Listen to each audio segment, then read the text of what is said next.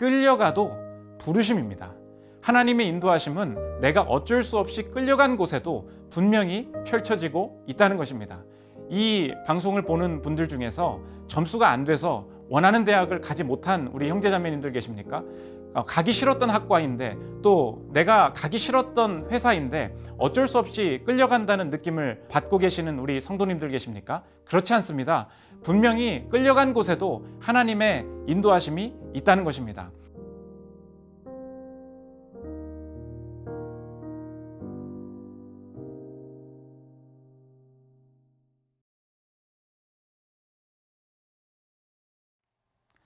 안녕하세요. 저는 한사람 교회를 섬기는 서창희 목사라고 합니다.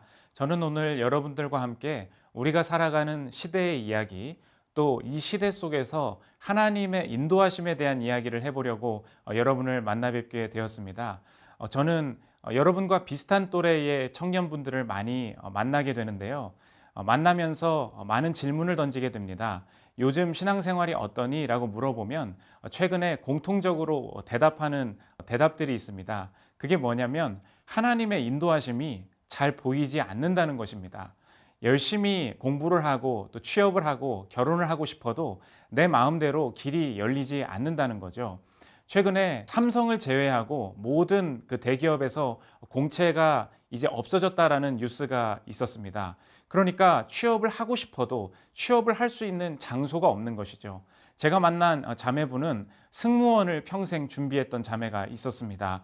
그런데 코로나라는 이 시대적인 그 어려움을 겪게 되면서 평생에 자기가 준비했던 모든 그 준비가 물거품이 되는 것을 경험하게 되었다고 합니다. 게다가 입시를 준비하는 친구를 만나보니까 입시 제도가 들쑥날쑥 바뀌면서 자신의 인생이 입시 제도에 따라서 파도치는 인생인 것 같다. 이런 이야기를 하는 친구들도 들어보았습니다. 최근에 이러한 변화에 공통점들이 있습니다. 다 비자발적이라는 거예요. 예전에 신앙의 선배들 또 부모님들은 그냥 열심히 하면 그리고 열심히 공부하고 기도하면 우리의 삶에 하나님께서 좋은 길을 열어주실 것이다. 그런 말들을 많이 하셨습니다. 그리고 그것을 믿고 저와 여러분도 열심히 하나님 앞에서 내 삶을 준비했습니다. 그런데 이제 환경이 바뀌었습니다. 내 마음대로 되지 않는 또 내 마음대로 결과가 나타나지 않는 이런 상황들이 펼쳐지면서 과연 이렇게 내가 살고 있을 때 하나님께서 내 미래를 확실하게 열어주실 수 있는 것인지 의심하기 시작하는 것입니다. 엄밀히 말하면 저와 여러분은 하나님의 인도하심을 내 마음대로 축소시키고 있었던 것입니다. 내가 열심히만 하면 하나님이 내가 보기에도 좋은 길을 열어주실 거야. 이게 하나님의 인도하심의 전부라고 생각하고 있었던 거죠. 이것이 틀린 말은 아니지만 하나님의 인도하심을 그 안에 가두어 놓으면 이렇게 불확실한 시대 속에서 하나님의 더 넓고 또 더 충만한 인도하심을 놓칠 수 있다는 것입니다. 오늘 저는 여러분과 함께 하나님의 인도하심에 대해서 꼭 기억해야 될 것을 나누어 보고자 하는데요. 세 가지를 꼭 기억했으면 좋겠습니다. 비자발성, 비전문성, 비거시성, 이 세 가지를 기억했으면 좋겠습니다. 첫째로 하나님의 인도하심은 우리가 비자발적인 경우에도 하나님의 인도하심이 있다는 것입니다. 오늘 본문은 여러분이 다 아시다시피 요한복음 21장 베드로가 부활하신 예수님을 다시 만나는 장면입니다. 예수님께 사랑을 고백한 후에 베드로는 기대했던 것 같습니다. 이제 예수님께서 나에게 나의 미래에 좋은 취직 자리, 또 좋은 학과, 또 좋은 배우자를 만나게 하실 것이다. 그런 기대를 했던 것 같습니다. 그런데 예수님의 대답은 베드로가 자발적으로 선택한 길이 아니라 어쩔 수 없이 가게 되는 길로 이끌림 받을 것이다. 이야기하고 있습니다. 18절을 제가 한번 읽어보겠습니다. 내가 내게 진실로 이르노니 내가 젊어서는 스스로 띠띠고 원하는 곳으로 다녔거니와 늙어서는 내 팔을 벌리리니 남이 내게 띠띠우고 원하지 아니하는 곳으로 데려가리라. 지금 이 본문을 보면 베드로가 젊었을 때는 원하는 대로 자신의 인생을 살았다고 합니다. 내가 원하는 것, 내가 선택한 것, 그것에 따라 인생의 결과가 펼쳐졌다는 거죠. 그런데 예수님과의 사랑을 회복한 이후에 베드로에게 예수님은 오히려 다른 말씀을 하십니다. 베드로의 인생은 앞으로 베드로가 원하지 않는 대로 베드로의 계획과는 다르게 비자발적으로 이끌림 받을 것이다. 예수님이 이렇게 말씀하고 계시다는 것입니다. 여기서 우리가 적용할 수 있는 중요한 하나님의 인도하심이 있습니다. 내 삶이 나의 원함과 또 내 선택의 그 기대대로 되지 않아도 분명히 우리의 삶이 하나님의 인도하심 안에 있다는 것입니다. 이 시대를 살아가는 여러분들이 꼭 속지 말아야 될 것이 있습니다. 하나님께서 우리의 삶을 이끄실 때 어떠한 시기에는 내가 공부하고 싶은 주제, 내가 일하고 싶은 영역 속에 일할 수 있고 또 도전할 수 있는 기회를 주실 때가 있습니다. 그것은 참 감사한 일입니다. 그러면 내가 원하는 대로 시도해 보면 됩니다. 그런데 이 삶의 어떤 시기에는 내 마음대로 되지 않고 또 원하는 학과를 갈 수 없고 그러다가 어쩔 수 없이 내가 가고 싶지 않은 곳에 끌려가는 경우가 있다는 것입니다. 그럴 때 꼭 기억하시기 바랍니다. 끌려가도 부르심입니다. 하나님의 인도하심은 내가 어쩔 수 없이 끌려간 곳에도 분명히 펼쳐지고 있다는 것입니다. 이 방송을 보는 분들 중에서 점수가 안 돼서 원하는 대학을 가지 못한 우리 형제자매님들 계십니까? 가기 싫었던 학과인데 또 내가 가기 싫었던 회사인데 어쩔 수 없이 끌려간다는 느낌을 받고 계시는 우리 성도님들 계십니까? 그렇지 않습니다. 분명히 끌려간 곳에도 하나님의 인도하심이 있다는 것입니다. 이 시대의 문화의 목소리는 우리가 주도적으로 선택하지 못하고 또 주도적으로 내가 결정한 것이 아니면 그것은 의미 있는 인생이 아니다. 너의 인생은 헛된 인생이다. 이렇게 이야기를 합니다. 그런데 결코 그렇지 않습니다. 하나님이 나를 버리셨기 때문에 내가 원치 않는 곳으로 나를 이끌어 가시는 게 아닙니다. 나의 원함보다 더 큰 하나님의 인도하심이 있음을 신뢰해야 한다는 것입니다. 이번에 월드비전 사장님이 되신 분이 계십니다. 조명환 교수님이라는 분이 계신데 이분의 쓰신 책 중에 자신의 그 신앙의 간증을 담은 꼴찌 박사라는 책이 있습니다. 이 책의 내용을 보면 이 조명환 교수님은 어렸을 때 매우 공부를 못했다고 합니다. 집도 가난하고 또 돈도 없고 공부도 못하다 보니까 나의 인생 성공하고 싶다, 잘 되고 싶다라는 막연한 기대 속에 하루하루를 보내는데 이 아버지의 지인을 만났다고 합니다. 이 아버지 지인분이 공부를 잘하셨는데 이 조명환 교수님한테 명환아, 너 그 공부 잘하고 싶니? 아, 네, 저 공부 잘하고 싶습니다. 대학 가고 싶습니다. 이런 이야기를 했답니다. 그랬더니 너의 성적으로는 좋은 대학에 갈 수 없으니까 내가 소개해주는 학과에 가면 너는 대학에 갈 수 있을 거야. 그러면서 건국대 미생물공학과에 지원해봐라. 이렇게 말을 하셨다는 것입니다. 다 아시겠지만 70년대만 해도 우리나라에 이 생명공학이라는 게 전혀 그 학문이 발전되지 않은 상황이었습니다. 그러니까 아무도 찾지 않았던 학과인 것이죠. 그래서 이곳을 지원하면 대학은 갈 수 있을 것이다 이야기를 했던 것입니다. 이 조명환 교수님이 이 학교에 합격을 했습니다. 그런데 일단 대학에 간 김에 내가 학문적으로 정말 성공해 봐야겠다 싶어서 유학을 가서 교수가 되어야겠다 이런 마음까지 품게 됩니다. 그래서 오하이오 주립대에 가서 유학을 시작하는데 문제는 무엇이냐? 대학은 갔는데 공부를 너무 못해서 학점을 유지하지 못했다는 것입니다. 그 당시에 이 대학의 최저 유지 학점이 B였는데 이 B마저 유지하지 못해서 대학을 나가야 되는 상황에 놓이게 된 것입니다. 얼마나 공부를 못했는지 옆에 있던 친구가 이 조명환 교수한테 야, 너 너무 공부 못한다. Go home. 너 집에 돌아가 버려. 이런 그 욕설까지 퍼부었다고 해요. 그래서 이 학교도 다니지 못하고 이제 다른 대학을 지원해야 되는데 문제는 어디를 가도 받아주는 학교가 없었다는 것입니다. 여러 곳에서 떨어졌는데 떨어졌던 대학에서 다시 한번 이 편지가 왔다는 것입니다. 그게 이제 애리조나 대학인데 그 편지 내용에 이런 내용이 적혀 있었습니다. 제가 읽어보겠습니다. 귀하에게는 이미 본 대학 박사과정에 불합격 판정을 내렸습니다. 그러나 미생물 면역학과 찰스 스털링 교수가 귀하를 지도하겠다는 의지를 존중하여 귀하에게 본 대학 박사과정 입학이 허가되었음을 통보합니다. 그러나 귀하는 본 대학원에서 다른 교수를 지도교수로 선정할 수 없으며 스털링 박사를 지도교수로 수학하고 싶을 경우 본 대학 박사과정에 입학할 수 있음을 통보합니다. 이해가 되십니까? 지금 말하면 대학교가 완전히 갑질을 하는 것입니다. 당신은 공부를 못하니까 선택권이 없고 학교에서 정해주는 학과, 정해주는 교수 밑에서 공부하고 싶으면 공부하시고 아니면 그냥 포기하십시오 라는 일방적인 통보했다는 것입니다. 그런데 이곳에 하나님의 섭리가 숨겨 있었습니다. 이분이 누구셨느냐? 찰스 스털링 박사는 그 당시 에이즈가 발견된 지 얼마 되지 않은 때에 처음으로 전 세계에서 에이즈 연구를 시작한 분이었다는 것입니다. 이분이 이렇게 그 조명환 교수님이 고백을 합니다.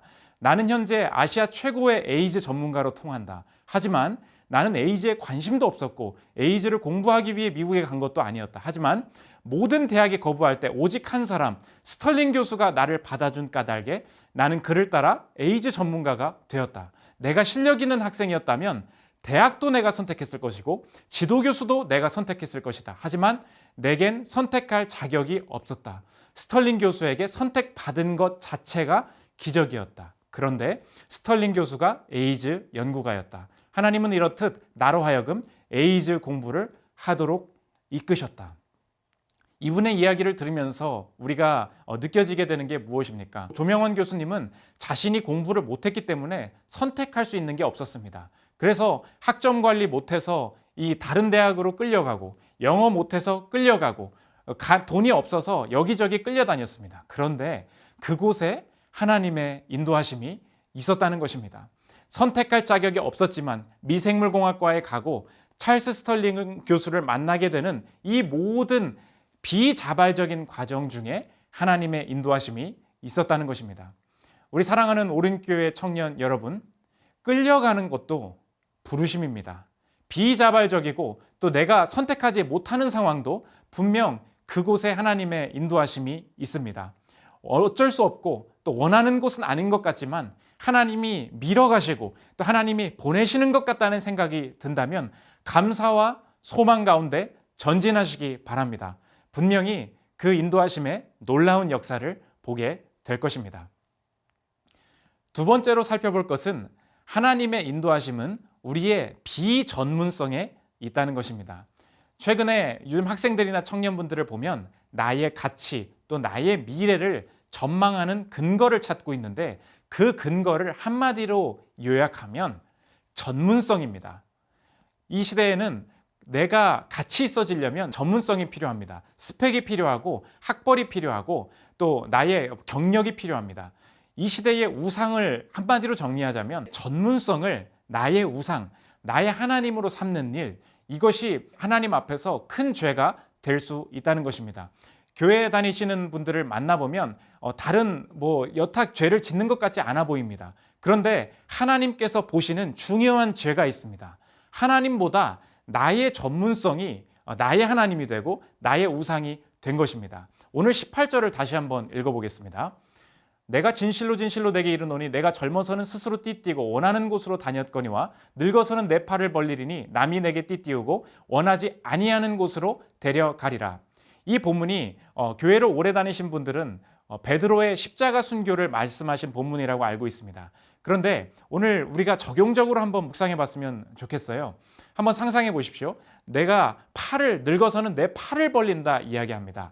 팔을 내 안으로 움츠러든다는 것은 내가 나를 방어한다, 내가 나를 지킨다 이런 뜻입니다. 반대로 십자가에서 내가 내 팔을 벌린다는 것은 내가 나를 지킬 수 없습니다. 나는 무장해제 상태입니다. 그것이 십자가의 표현 아닙니까? 마찬가지라는 거예요. 이 시대는 내 미래, 내 인생의 확신의 척도를 내가 나를 지킬 수 있는 전문성에서 찾는다는 것입니다. 좋은 학과, 멋있는 외모, 좋은 높은 자격증으로 나를 지킬 수 있다고 생각합니다. 그래서 예수를 믿는 청년들이 요즘에 다 어디가 있는 줄 아십니까? 세상에서 전문성을 인정받을 수 있다라고 말을 하고 있는 곳에만 다 간다는 것입니다. 맞습니다. 그리스도인들은 전문성을 가지고 세상을 섬겨야 됩니다. 그러나 하나님의 인도하심이 과연 전문성에만 있을까요? 전문성을 넘어선 하나님의 인도하심을 놓친다면 하나님의 인도하심을 풍성히 누릴 수 없다는 것입니다. 하나님이 어느 순간에 우리의 전문성을 포기하게 하실 때가 있습니다. 내가 배우지 않았던 학과, 내가 해보지 않은 일, 내 팔을 벌리고 오직 하나님의 인도하심만 따라가는 이 비전문성의 길을 걸어가게 하실 때가 있습니다. 여러분이 전문성이 우상이 되었다는 것을 알 수 있는 판별식이 있습니다. 혹시 오린교회 청년 여러분, 전문성을 막는 내 삶의 모든 요소가 불행과 저주로 느껴지시는 우리 청년분들이 계십니까? 그렇다면 어느새 내 삶의 전문성이 나의 하나님이 된 것입니다. 예를 한번 들어보겠습니다. 나는 내 부모님이 돈이 없어서 난 유학을 갈 수가 없었어. 내가 유학 갈 수 있는 기회가 없었기 때문에 난 불행한 존재야. 나는 내 부모님이 서포트를 잘 안 해줬기 때문에 입시 제도를 제대로 알 수가 없었어. 그래서 나는 입시에서 실패한 거야. 결국 내 전문성을 갖지 못했기 때문에 나의 인생은 어려워질 거야. 나는 재능이 없는 사람이야. 내가 부모로부터 좋은 재능을 타고나지 못했어. 이거 봐. 그러니까 남들보다 내 실력에 있어서 맨날 뒤처지는 거잖아. 이 이야기들이 공통적인 전제가 있습니다. 무엇입니까? 내가 전문성이 없으니까 내 인생이 불행하고 불안해질 것이라는 고백입니다. 그러니까 전문성이 우상이 되면 내 삶에 전문성을 갖지 못하게 만드는 모든 요소들은 다 불행이 되고 어둠이 되고 실패가 된다는 것입니다. 사랑하는 오른교회 청년 여러분, 꼭 기억하십시오. 하나님의 인도하심은 절대 전문성에 국한될 수 없습니다. 내 팔을 벌리리니 말씀하셨습니다. 팔을 벌리고 십자가를 지고 내가 방어할 수 있는 전문성이 없지만 하나님의 인도하심만을 따라가는 것, 그것이 이 시대의 청년들이 걸어가야 할 길이라는 것입니다. 몇 년 전만 해도 이 청년들에게서 하나님의 은혜를 받았다는 말을 한마디로 요약하는 단어가 있었습니다. 그게 뭐냐면 정규직이라는 단어입니다. 하나님의 인도하심의 표징이 뭐냐? 내가 아르바이트를 하다가 또 계약직에 있다가 정규직만 되면 내 인생에 이제 문제가 별로 없을 것이다. 교회에서 많은 사람들이 그런 이야기를 했습니다. 그런데 이상하죠? 요즘은 제 주변에서 정규직이라는 말을 쓰는 사람들이 잘 없습니다. 왜 그런지 아십니까? 옛날에는 정규직이 되면 가질 수 있는, 누릴 수 있는 가치가 컸습니다. 그런데 요즘은 공무원, 5급 공무원마저도 자리를 박차고요. 외국계 증권사 임원이 스타트업으로 이직을 한다는 이야기를 들은 적이 있습니다. 왜 그러하냐? 이제 내가 가진 이 전문성이 자산 가치가 폭등하고 또 인플레이션이 일어나면서 내가 정규직을 가지고 있어 봐야 내 인생에 내가 누릴 수 있는 가치가 크지 않다. 이것을 우리가 느끼기 때문에 그렇습니다. 보이십니까? 이 세상이 말하는 전문성이라는 것은 일시적인 것입니다. 절대 이 전문성을 따라가면 안 된다는 거예요. 몇 년 전에 미국 전역을 떠들썩하게 했던 한 기사가 있습니다. 데이비드 브룩스라는 뉴욕 타임즈의 칼럼니스트가 있는데, 이 데이비드 브룩스가 하나님께로 돌아왔다라는 이야기가 퍼지면서 전국이, 미국 전역이 떠들썩했습니다. 이분은 유명한 자였지만 무신론자였기 때문에 이 사람 입에서 하나님이라는 말이 나온다는 것은 이건 말도 안 되는 이야기다, 이런 이야기가 있었습니다. 그런데 이분이 쓰신 책 중에 두 번째 산이라는 책에서 자신이 어떻게 회심하게 되었는가, 그 이야기를 적고 있습니다. 한 자매 때문에 자신이 회심하게 되었다고 이야기를 하는데요. 앤 스나이더라는 자매였습니다.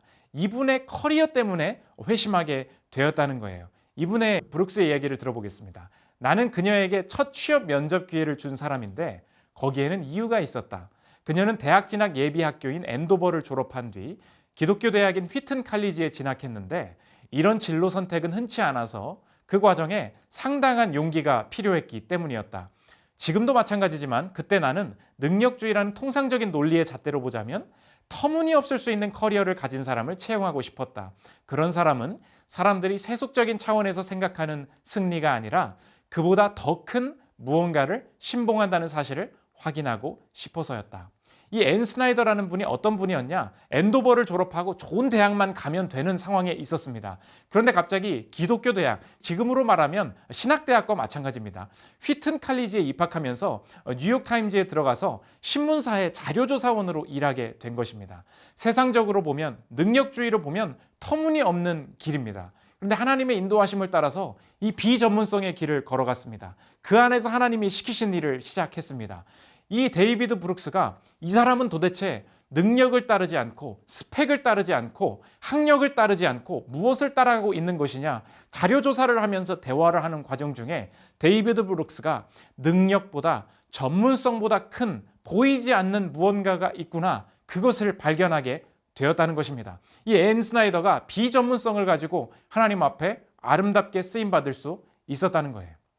사랑하는 오른교회 청년 여러분, 여러분의 진로나 또 미래에 대한 고민이 스스로를 손을 움츠려드려는, 스스로 전문성을 가지고 나를 지키려는 데 집중하고 있는 것은 아닙니까?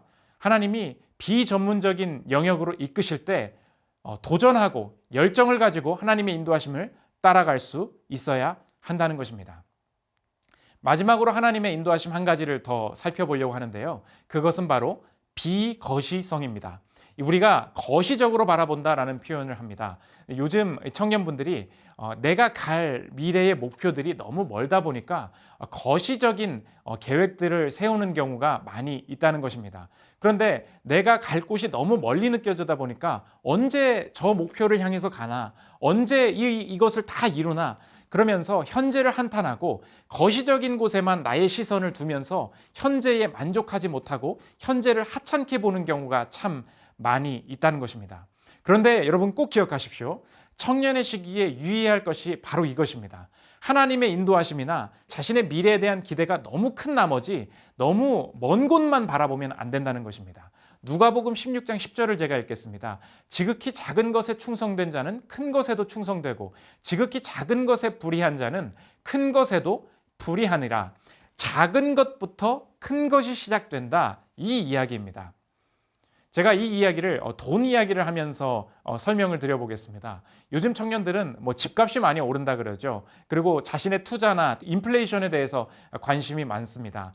요즘 회사를 다니시는 분들을 만나보면 계속해서 한탄을 하는데 한탄이 다 똑같습니다. 내가 이 월급을 모아봐야 언제 내가 집을 살 수 있느냐? 급여를 모아봐야 언제 내가 원하는 5억, 10억을 모으겠니? 이런 한탄을 합니다. 그러면서 그러기 때문에 지금 내가 다니는 이 회사나 이 급여는 받아봐야 소용이 없다, 이런 말들을 많이 듣게 됩니다. 이것은 속임수입니다. 여러분의 삶에 하나님께서 이루실 계획은 언제나 전체를 주시는 것이 아니라 일부를 주시는 형태로 다가오게 된다는 것입니다. 성경에도 씨 뿌리는 비유가 나오지 않습니까? 한 알의 밀알이 떨어질 때 많은 열매를 거두게 됩니다. 마찬가지로 하나님께서 여러분의 삶의 전체를 이끌어 가실 때 작은 것, 일부를 주시면서 하나님이 여러분의 삶을 이끌어 가신다는 것입니다. 돈 이야기를 계속하고 있었는데 이렇게 설명하면 쉬울 것 같습니다. 아까 200만 원을 받고 있는 급여를 받는 사람이 자신의 급여를 하찮게 여긴다고 했습니다. 왜 그렇습니까?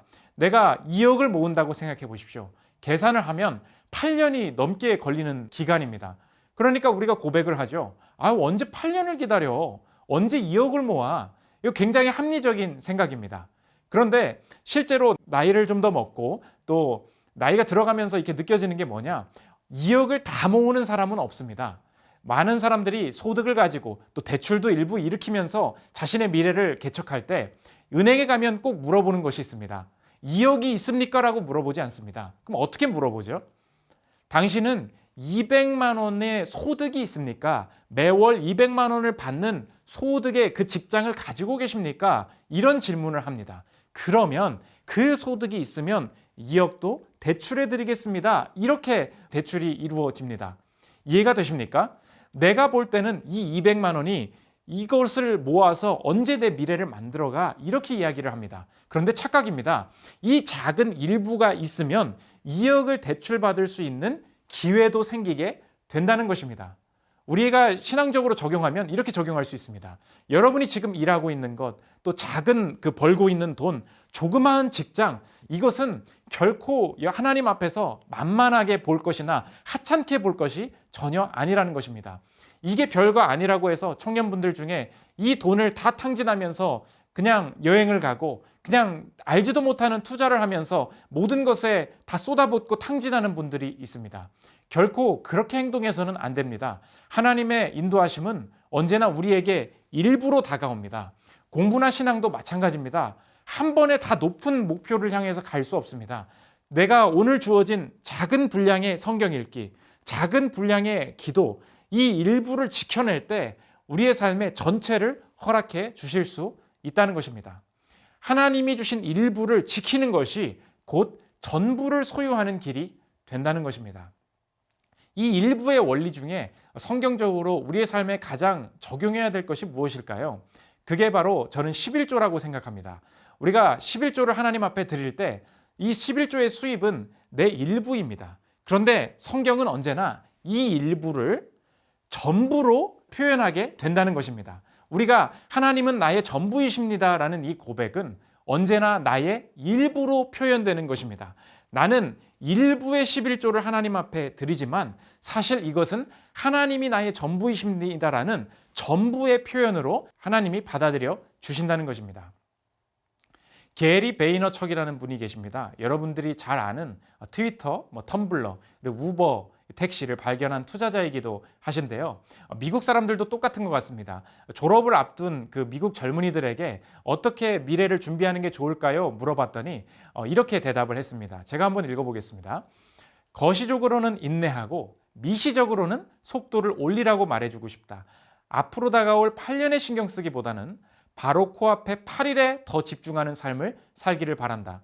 대체로 사람들은 25살에는 뭘 해야 하지? 지금부터 이걸 준비하는 게 좋겠지? 같은 질문에 매달린다. 하지만 몇 년 뒤의 일에 몹시 신경 쓰고 나면 지금 당장은 넷플릭스 드라마나 보고 있다. 25살에 생길 일을 22살부터 엄청나게 걱정하지만 매주 목요일 저녁 7시에는 술을 진탕 마시고 비디오 게임을 하고 하우스 오브 카드를 본다. 그리고 매일 인스타그램 피드 화면을 들여다보면서 4시간 반을 허비한다. 다들 거시적으로는 참을성이 없으면서 미시적인 부분에서는 지나치게 참을성을 발휘한다. 몇 년 뒤의 일은 태산같이 걱정하면서 당장의 시간은 그냥 흘려 보낸다. 여러분의 마음에 많이 다가오시지 않습니까? 오늘 하나님의 인도하심을 꿈꾼다면서 거시적인 것에는 걱정을 많이 하고 있는데 하나님께서 주신 지금의 소득, 현재 일부의 직장에 대해서는 전혀 관심을 갖지 않고 하찮게 여기고 계신 우리 청년분들이 계십니까? 절대 그렇지 않습니다. 하나님께서는 거시적이지 않은 방식으로, 작은 것에 충실한 방식으로, 비거시성의 이 방식을 통하여서 여러분을 이끌어 가신다는 것입니다. 마지막 질문은 이것입니다. 많은 분들이 이렇게 질문을 합니다. 아니 목사님, 이렇게 순간순간 내가 전문성도 없고 내가 끌려간 것 같은 곳에서 이렇게 직장 생활을 하면서 내 인생을 살아가면 과연 이곳에서 하나님께서 내게 복을 주시고 내 삶을 이끌어 주실 거라는 것을 내가 어떻게 확신할 수 있습니까? 이런 질문을 많이 하십니다. 그러면서 사람들이 잘못된 다짐을 합니다. 내가 앞으로 어떻게 하느냐에 따라서 내가 전문성 없이 또 내가 끌려간 곳에서 내가 잘하면 앞으로 하나님께서 복을 주시겠지, 이렇게 생각하는 경우가 많습니다. 하나님은 우리에게 그러신 분이 아닙니다. 하나님은 우리가 시험에 통과하느냐에 따라서, 우리가 잘하느냐에 따라서 우리에게 복을 주시는 분이 아닙니다. 우리 보고 먼저 비전문적인 길, 그리고 우리의 삶의 비자발적인 길, 우리 보고 먼저 가라고 하지 않으셨습니다. 우리가 이 길을 걸어가기 전에 우리보다 앞서 끌려가신 분이 계시다는 것입니다. 여러분 다 아시죠? 끌려가신 분, 그분이 누구십니까? 그분이 예수님이십니다. 예수님께서 이 땅에 오셔서 자신의 인생을 개척해 나가신 방식이 어떤 것이었습니까? 십자가였습니다. 십자가는 우리말로 이 오늘 본문으로 표현하면 끌려가는 길이었습니다. 가고 싶지 않은 길이었습니다. 그런데 하나님께서 자신의 삶을 끌고 가실 때 겟세마네 동산에서 이렇게 기도하십니다. 마가복음 14장 36절입니다. 이르시되 아빠 아버지여, 아버지께는 모든 것이 가능하오니 이 잔을 내게서 옮기시옵소서. 그러나 나의 원대로 마시옵고 아버지의 원대로 하옵소서 하시고, 이 모습을 우리가 바라볼 때, 또 이분을 믿을 때 우리는 확신할 수 있습니다.